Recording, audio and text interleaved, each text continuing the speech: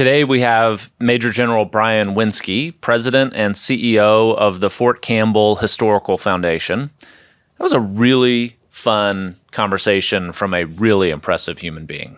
I can't believe we got to do that. Honestly, his story about his family for generations being in military service, I was blown away.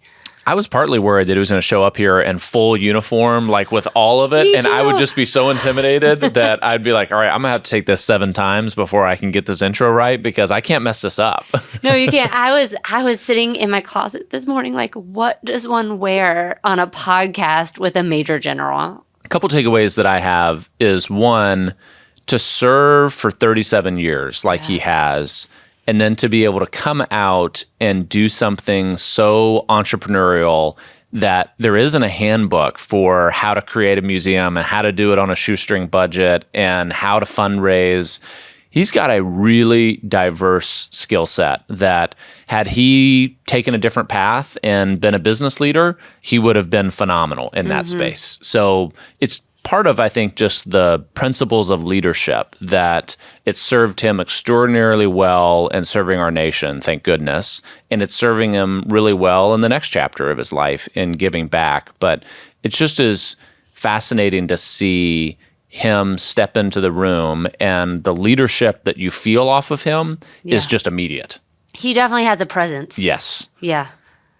And his almost photographic memory of everything to do with Fort Campbell and all of the regiments and the people that have served, I just have left talking to him with such gratitude for our state and what we do for the nation as a whole. And it really left me thinking about what makes Tennessee special. And Fort Campbell is a huge part of that, the value that it puts into our entire state of what it means to be a military family, what it means to sacrifice, what it means to put others above yourself. I mean, I think that permeates our whole culture.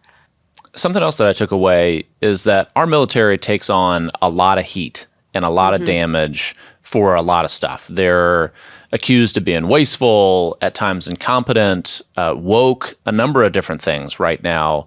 And sitting across from him, I had not only none of those things, but a true rejection of that to say when men like him have been in charge and are still just a little bit removed from being in charge, none of those things have taken deep root inside of our military.